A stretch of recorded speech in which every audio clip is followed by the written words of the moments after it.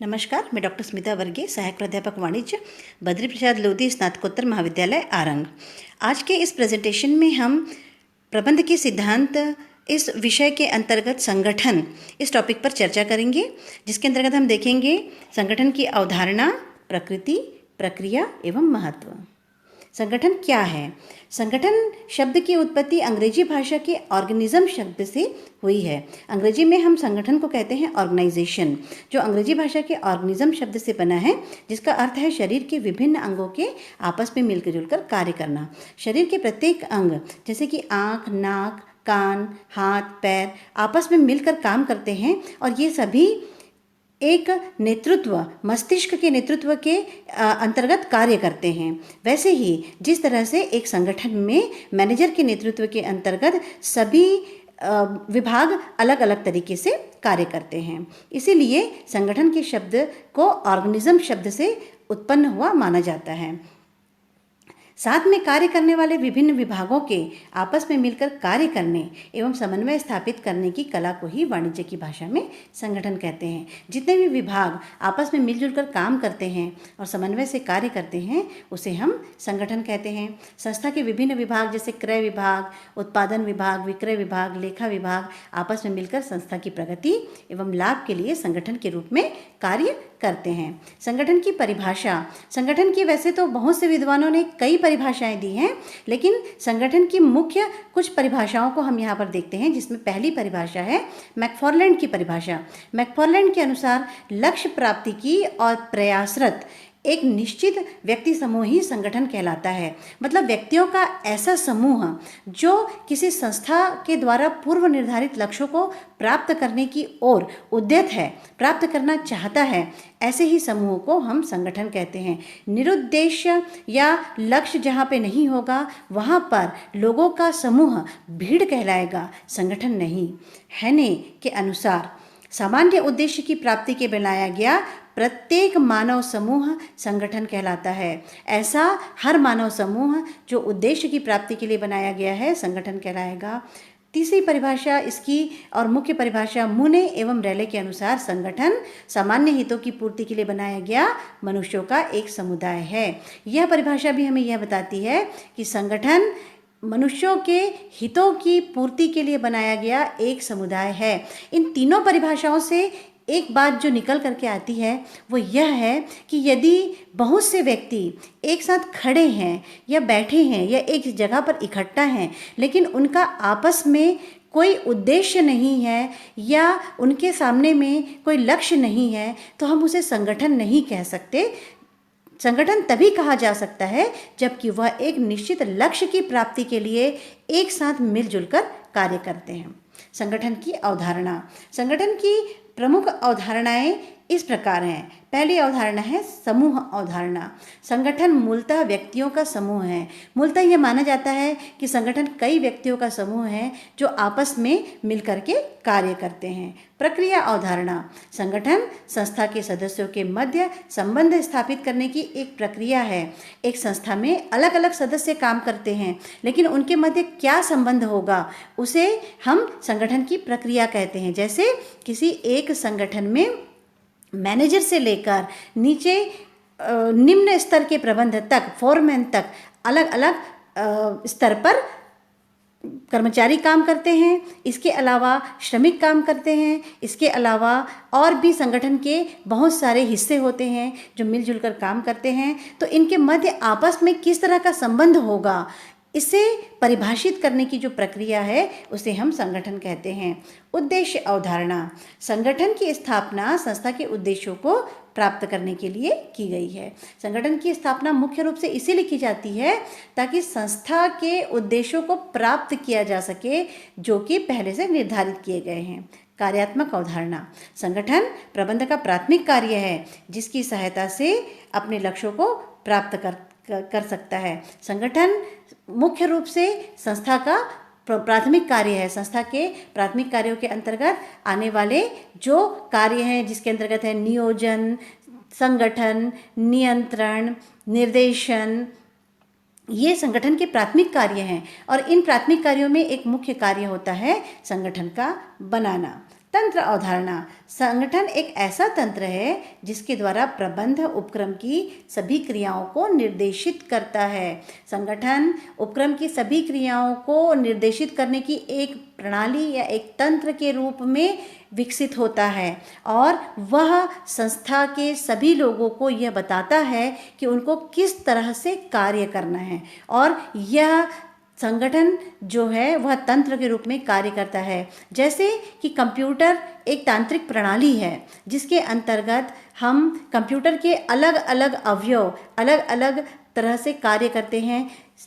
Monitor का अपना कार्य है, सीपीयू का अपना कार्य है, कीबोर्ड का अपना कार्य है और सब मिल करके हमें निश्चित निष्कर्ष प्रदान करते हैं। वैसे ही संगठन में भी अलग अलग तंत्र, क्रय विभाग, विक्रय विभाग, उत्पादन विभाग, लेखा विभाग, विज्ञापन विभाग अपने अलग अलग कार्यों को करते हुए संस्था के उद्देश्यों को पूरा करते हैं।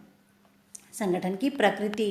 अब हम यदि बात करें संगठन की प्रकृति की तो हम देख सकते हैं कि संगठन एक समूह के रूप में देखा जा सकता है। समूह एक नेता या प्रबंधक के नेतृत्व में अपने लक्ष्यों को प्राप्त करने की कोशिश करता है। संगठन के अंतर्गत एक पूरा का पूरा समूह एक नेता या प्रबंधक के नेतृत्व में अपने लक्ष्यों को प्राप्त करने की कोशिश करता है। जिस तरह हमने पहले ही कहा कि मस्तिष्क के नेतृत्व में पूरे शरीर का हर एक अंग कार्य करता है और शरीर के बैलेंस को बना करके रखता है, उसी तरह से प्रबंधक के नेतृत्व में संगठन का प्रत्येक व्यक्ति कार्य करता है और संगठन के बैलेंस को बना कर रखता है।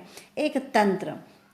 संगठन का उद्देश्य प्रबंध के कार्य को सुविधाजनक बनाना है। संगठन को इस तरह के तंत्र के रूप में विकसित करना है ताकि संगठन अपने उद्देश्य को प्राप्त कर सके और प्रबंध का कार्य भी सुविधाजनक हो जाए। जो प्रबंध कर रहे हैं वो अपने कार्य को सुविधाजनक रूप से करते हुए एक बड़े पैमाने पर काम करने वाले श्रमिकों के साथ में सही तरीके से कार्य कर सकें। एक प्रक्रिया के रूप में संगठन संस्था के विभिन्न कर्मचारियों को उनके पद, योग्यता एवं अनुभव के आधार पर कार्य के आवंटन करने की प्रक्रिया है। इसके अंतर्गत हम यह देखते हैं कि संस्था में अलग अलग तरह के बहुत से कर्मचारी कार्य करते हैं। उनके पद अलग अलग होते हैं, उनकी योग्यताएं अलग अलग होती हैं, उनके अनुभव अलग अलग होते हैं और ये सब लोग आपस में मिलकर के कार्य करते हैं संगठन के पूर्व निर्धारित लक्ष्य के लिए। ऐसे समय में यह जिम्मेदारी बनती है संगठन के अंतर्गत, यह उत्तरदायित्व बनता है कि सभी व्यक्तियों को उनकी रुचि के अनुसार, उनकी योग्यता के अनुसार, उनके पद के अनुसार कार्य दिया जाए ताकि कार्य को सही तरीके से किया जा सके। एक संबंधों का ढांचा। संगठन एक ऐसा ढांचा है जिसके अंतर्गत संस्था के सभी कर्मचारियों के अधिकारों, उत्तरदायित्व एवं परस्पर संबंधों की व्याख्या की जाती है। संस्था के सभी कर्मचारियों का आपस में क्या संबंध होगा, उनके अधिकार क्या होंगे, उसके उत्तरदायित्व क्या होंगे, इन सभी चीज़ों को वर्णित किया जाता है। संगठन के अंतर्गत एक संबंधों का ढांचा बनाया जाता है। इसके बारे में हम आगे विस्तृत में पढ़ेंगे जब हम रेखा एवं कर्मचारी संबंध के बारे में पढ़ेंगे और जब हम संगठन के संरचना के बारे में पढ़ेंगे तब हम इसके बारे में विस्तृत रूप से अध्ययन करेंगे। संगठन एक कार्य के रूप में संगठन प्रबंध का एक महत्वपूर्ण कार्य है। प्रबंध के प्रमुख प्राथमिक कार्य के अंतर्गत शामिल होने के कारण संगठन को एक महत्वपूर्ण कार्य माना जाता है, क्योंकि संगठन के बिना कोई भी संस्था अच्छे से अपना कार्य नहीं कर सकती। एक अच्छी काम करने वाले संस्था के लिए, एक अच्छे काम करने वाले व्यवसाय के लिए एक अच्छे संगठन का होना अत्यंत आवश्यक है। एक साधन। संगठन एक साधन है जिसमें संस्था का लक्ष्य प्राप्त किया जा सके। एक ऐसा साधन माना जाता है जिससे संस्था लक्ष्य प्राप्त कर सकती है। यह साध्य नहीं है, यह अंतिम लक्ष्य नहीं है, यह अंतिम पड़ाव नहीं है। संगठन एक ऐसा साधन है जिसकी सहायता से संस्था अपने पूर्व निर्धारित लक्ष्य को प्राप्त करती है, चाहे वह लक्ष्य लाभ प्राप्त करना हो, चाहे वह लक्ष्य समाज सेवा हो, चाहे वह लक्ष्य किसी बाजार के ऊपर में आधिपत्य स्थापित करना हो, चाहे वह लक्ष्य अपने संस्था को सुदृढ़ बनाना हो, एक साधन के रूप में संगठन कार्य करता है ताकि लक्ष्य को प्राप्त किया जा सके। संगठन एक पद्धति है जिसके अंतर्गत विभिन्न उप पद्धतियाँ काम करती हैं। एक मुख्य संगठन बनाया जाता है जिसके अंतर्गत बहुत सी अलग अलग पद्धतियाँ कार्य करती हैं, बहुत सी अलग अलग उप इकाइयाँ काम करती हैं। जैसे कि टाटा ग्रुप ऑफ कंपनीज एक कंपनी है जिस कंपनी के अंतर्गत बहुत सी अलग अलग इकाइयाँ काम करती हैं। इसीलिए हम देखते हैं कि टाटा एक ऐसी कंपनी है जो नमक से लेकर कार तक बनाने के काम करती है, जो इसीलिए कर सकती है क्योंकि उसने एक ऐसा संगठन बनाया है जिसके अंतर्गत कई अलग अलग उप इकाइयाँ कार्य करती हैं। संगठन की प्रक्रिया, संगठन के निर्माण की क्या प्रक्रिया हो सकती है, यह संगठन किस तरह से निर्माण किया जाता है संगठन का। सबसे पहले है उद्देश्यों की स्थापना। किसी भी संगठन की स्थापना के पहले यह अत्यंत आवश्यक होता है कि यह संगठन किन उद्देश्यों के लिए बनाया जा रहा है, उसके आधार पर ही संगठन की स्थापना की जाती है। माना कि यदि कोई व्यक्ति कपड़ा बनाने की फैक्ट्री बनाना चाहता है, रंगीन कपड़ा बनाने की फैक्ट्री बनाना चाहता है, तो उसका उद्देश्य जो है वो कपड़ा बनाने की फैक्ट्री का निर्माण करना हो जाएगा और इस उद्देश्य की स्थापना करने के बाद में वह कार्यों का निर्धारण एवं विभाजन करेगा। तो दूसरी प्रक्रिया जो हो जाएगी वह है कार्यों का निर्धारण एवं विभाजन, कि भाई यदि मुझे फैक्ट्री बनानी है जिसमें कपड़े का निर्माण होना है, रंगीन कपड़ों का, तो इसमें क्या क्या कार्य होंगे।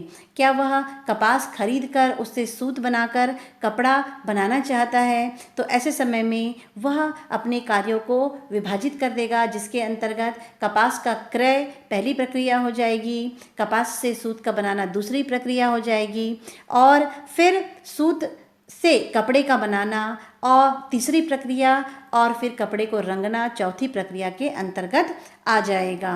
क्रियाओं का समूहीकरण, फिर इन क्रियाओं को समूहों में बांटा जाएगा। समूहीकरण करने के लिए जितनी भी क्रियाएं हैं, जितनी भी प्रक्रियाएं हैं, उसके अनुसार समूह बनाकर कर्मचारियों के बीच में काम को बांटा जाएगा। जैसे क्रय विभाग जो कपास का क्रय करेगा, उनके कर्मचारियों का समूह बनाया जाएगा जो विभिन्न प्रकार के कपास को खरीदेगा। कपास के भी अलग अलग प्रकार मिलते हैं, उनको क्रय करेगा। फिर दूसरा जो कार्य है वह करेगा कपास से धागा बनाने के का समूह, जो कि कपास से धागे का निर्माण करेगा। धागे का निर्माण करने के पश्चात फिर कपड़ा बनाने का समूह। कपड़ा कई अलग अलग तरह से बनाया जाता है, मोटा कपड़ा, पतला कपड़ा, और क्वालिटी के अनुसार अलग अलग समूह बना दिए जा सकते हैं। और उसके बाद में कपड़े की रंगाई करने का काम अलग अलग समूहों के द्वारा किया जाएगा। इस तरह से हम ये देखते हैं कि यह तीसरी प्रक्रिया हो जाती है, क्रियाओं का समूहीकरण। चौथी प्रक्रिया कर्मचारी एवं भौतिक आवश्यकताओं का अनुमान। अब प्रत्येक समूह में कितने कर्मचारी काम करेंगे, कितने कर्मचारियों की आवश्यकता होगी और किस किस सामान की आवश्यकता होगी, इस सामान की आवश्यकता को ज्ञात करने का जो अनुमान लगाना है, यह चौथी प्रक्रिया हो जाती है। और चौथी प्रक्रिया के अंतर्गत जैसे कि हमने एक उदाहरण लिया है कि हमें रंगीन वस्त्र बनाना है, तो कपास के क्रय के लिए कितने कर्मचारी लगेंगे, धागा बनाने के लिए कितने कर्मचारी लगेंगे, और किन भौतिक आवश्यकताओं की आवश्यकता होगी, किस किस चीज़ की आवश्यकता होगी, किन मशीनों को क्रय करना होगा। फिर धागे से कपड़ा बनाने के लिए कितने कर्मचारियों की आवश्यकता होगी और किन मशीनों को क्रय करना होगा, और उसकी रंगाई के लिए किन किन रंगों की आवश्यकता होगी, किन कर्मचारियों को इस्तेमाल किया जाएगा और कितने कर्मचारियों को इस्तेमाल किया जाएगा, कितने रंगों को क्रय किया जाएगा। ये सारी चीज़ें इस प्रक्रिया के अंतर्गत आ जाएंगी। प्रबंधकीय स्तरों की रचना, इसके बाद प्रबंधकीय स्तरों की रचना की जाती है। काम करने वाले कर्मचारियों के ऊपर निर्देशन के लिए, नेतृत्व के लिए और उनको मनोबल को बढ़ाने के लिए विभिन्न स्तरों के प्रबंध की आवश्यकता होती है और प्रबंधकीय स्तरों की रचना की जाती है। ऐसे समय में यदि हम अपने उदाहरण को लें तो कारखाने में काम करने वाले कर्मचारियों के ऊपर में, फोरमैन की समूह के ऊपर, प्रत्येक 4 समूह के 4 फोरमैन के ऊपर में, सुपरवाइज़र के ऊपर मैनेजर की, और मैनेजर के ऊपर संस्था के प्रभुत्व की या मालिक की। इस तरह से एक संगठन की संरचना बनती है और इस तरह से अलग अलग प्रबंधकीय स्तरों की रचना की जाती है। फिर अधिकारों का अंतरण। प्रबंध के स्तरों को बना देना ही काफ़ी नहीं होता है, बल्कि साथ ही साथ में अधिकारों को भी हस्तांतरित करना होता है, क्योंकि बिना अधिकार के उत्तरदायित्व संपन्न नहीं किए जा सकते। अतः किसी भी व्यक्ति को कार्य को सौंपने के पहले उस कार्य को करने के संबंधित अधिकारों को भी उस व्यक्ति को सौंपना आवश्यक होता है। ऐसे समय में हम प्रबंध के प्रत्येक स्तर पर उसके उत्तरदायित्व के साथ साथ में उसके अधिकारों का भी अंतरण करते जाते हैं, अधिकार भी सौंपते जाते हैं, ताकि वह अपने कार्य को सही तरीके से कर सके। जैसे कि मैनेजर को यह अधिकार दिया जा सकता है कि वह सुपरवाइज़रों के ऊपर में निरीक्षण करे और यह देखे कि काम सही समय पर हो रहा है या नहीं हो रहा है। सुपरवाइज़र फोरमैन्स के कामों को सही तरीके से नियंत्रित करने का कार्य करेंगे और फोरमैन श्रमिकों में, फैक्ट्री में काम करने वाले श्रमिकों के समय पर काम करने न करने, उनकी उपस्थिति उनकी अनुपस्थिति के संबंध में नियंत्रण का कार्य करते हैं। इसका अधिकार उन्हें यदि अंतरण किया जाता है तो वह अपने कार्यों को सही तरीके से कर सकेंगे। उत्तरदायित्व वहन करना। अधिकारों का अंतरण करने के पश्चात प्रत्येक समूह से, प्रत्येक व्यक्ति से यह अपेक्षा की जाती है कि वह अपने उत्तरदायित्व को सही तरीके से वहन करे, सही समय पर अपने निर्धारित कार्यों को पूर्ण करे, संस्था के पूर्व निर्धारित लक्ष्यों को प्राप्त करने का प्रयत्न करे। इस तरह से उत्तरदायित्व का निर्धारण करना प्रत्येक समूह का कार्य होता है। जैसे यदि प्रस्तुत उदाहरण में हम यह मानकर चलें कि यदि संस्था का यह उद्देश्य है कि वह 1 वर्ष के अंतर्गत 2000 मीटर कपड़ा उत्पादित करके विक्रय करेगी, तो समूह के कर्मचारियों का के साथ साथ फोरमैन का, सुपरवाइज़र का और मैनेजर्स का भी यह कर्तव्य बनेगा कि प्रत्येक माह में कितना कपड़ा बनना चाहिए, कितने कपड़े का विक्रय हो जाना चाहिए और वर्ष के अंत तक कम से कम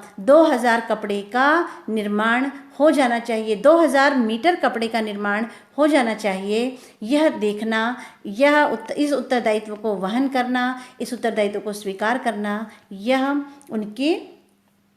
उनका कर्तव्य होगा। संगठन का महत्व। अब हम देखते हैं कि संगठन का क्या महत्व है। संस्था के विकास एवं विस्तार में सहायक होता है। संगठन संस्था के विकास एवं विस्तार में सहायता करता है। एक अच्छा संगठन होने पर संस्था का विकास हो सकता है, अच्छी तरह से हो सकता है और अच्छे कर्मचारी संस्था को 1 से 2 इकाइयाँ, 2 से 4 इकाइयों में विस्तारित करने में सहायता प्रदान करते हैं। विशिष्टीकरण को प्रोत्साहन। जब संगठन में अलग अलग समूह बनाए जाते हैं, कार्यों का विभाजन किया जाता है, तो विशिष्टीकरण को प्रोत्साहन मिलता है और प्रत्येक कर्मचारी अपने कार्य में विशिष्टीकरण प्राप्त कर निपुण कर्मचारी बन जाता है। साधनों का समुचित आवंटन। समूहों में बटे हुए कर्मचारियों के साधनों का अनुमान लगाना आवश्यक होता है। ऐसे समय में समुचित आवंटन किया जाना भी संभव हो पाता है, क्योंकि यह पता लगाना बहुत आसान हो जाता है कि समूह के प्रत्येक कर्मचारी को किस किस साधन की आवश्यकता है और प्रत्येक समूह को कितने साधन की आवश्यकता होगी। विभिन्न प्रक्रियाओं के मध्य आनुपातिक एवं संतुलित समन्वय। जितनी भी क्रियाएं किसी भी संस्था में की जाती है, उनके मध्य आनुपातिक रूप से एवं संतुलित रूप से समन्वय स्थापित करना संस्था का महत्वपूर्ण कार्य होता है। जैसे यदि हमें 2000 मीटर कपड़ा बेचना है वर्ष के अंत में, तो हमें शुरुआत से ही यह देखना होगा कि प्रत्येक माह कितना कपड़ा बेचना है, प्रत्येक माह कितना कपड़ा बनेगा, कितने कपड़े को बनाने के लिए कितने धागे की आवश्यकता होगी और कितना कपास क्रय करना होगा, अर्थात कपास के क्रय विभाग, धागा बनाने वाले विभाग और कपड़ा बनाने वाले विभाग तथा रंगाई विभाग के बीच में अनुपात एवं संतुलित समन्वय का होना अत्यंत आवश्यक होगा। तभी पूर्व निर्धारित लक्ष्य यानी 2000 मीटर कपड़ा बनाना संभव हो पाएगा। मानवीय प्रयासों का अनुकूलतम उपयोग, मानवीय प्रयासों का अनुकूलतम उपयोग किया जा सकता है एवं सुदृढ़ संगठन प्रत्यायोजन, प्रत्येक संगठन में अधिकारों एवं उत्तरदायित्वों का प्रत्यायोजन कर सुदृढ़ संगठन बनाने का कार्य किया जा सकता है। संस्था में नवीनतम तकनीक का उपयोग, संस्था के अच्छे संगठन के होने पर वहाँ पर नवीनतम तकनीक का उपयोग करना संभव हो पाता है, क्योंकि कर्मचारी विशिष्टीकरण के गुण के कारण निपुण हो जाते हैं और अपने कार्य को सही तरीके से कर सकते हैं। संस्था के आंतरिक एवं बाह्य वातावरण में समन्वय, संस्था जब सही तरीके से कार्य करती है तो अपने बाह्य पक्ष जैसे उपभोक्ता, क्रेता, माल सप्लाई करने वाले विक्रेता, ये सभी लोगों के बीच में वह समन्वय स्थापित कर लेती है और सही तरीके से कार्य कर सकती है। इसी तरह अपने आंतरिक वातावरण यानी कि कर्मचारियों के साथ भी वह सही समन्वय स्थापित कर लेती है। प्रबंधकीय कार्यक्षमता में वृद्धि, संस्था की प्रबंधकीय कार्यक्षमता में वृद्धि होती है। वह प्रबंधकों को अलग अलग तरह के कार्यों का उत्तरदायित्व सौंपे जाने पर वह अलग अलग कार्यों को अलग अलग कार्यों को करने से उनकी कार्यक्षमता में वृद्धि होती है और वह नए नए कार्यों को करने में सक्षम हो पाते हैं। प्रबंधकों के प्रशिक्षण एवं विकास में सहायक, संगठन प्रबंधकों को प्रशिक्षण के एवं विकास के अत्यंत मौके प्रदान करता है।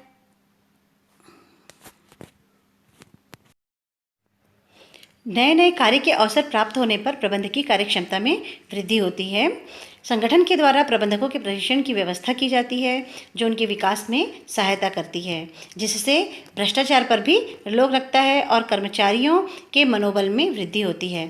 इस प्रकार हम यह देख सकते हैं कि एक संगठन संस्था के लिए अत्यंत महत्वपूर्ण होता है। एक अच्छा संगठन किसी भी व्यवसाय या संस्था को ऊंचाइयों के शिखर पर पहुंचा सकता है, इसीलिए इसे प्रबंध के प्राथमिक कार्यों के अंतर्गत शामिल किया जाता है। प्रस्तुत प्रेजेंटेशन को बनाने के लिए SBPD पब्लिशिंग हाउस आगरा द्वारा प्रकाशित व्यवसाय प्रबंध के सिद्धांत डॉक्टर RC अग्रवाल द्वारा रचित एवं साहित्य भवन पब्लिकेशन द्वारा प्रकाशित प्रबंध के सिद्धांत डॉक्टर RC गुप्ता द्वारा रचित को संदर्भ के रूप में लिया गया है। धन्यवाद।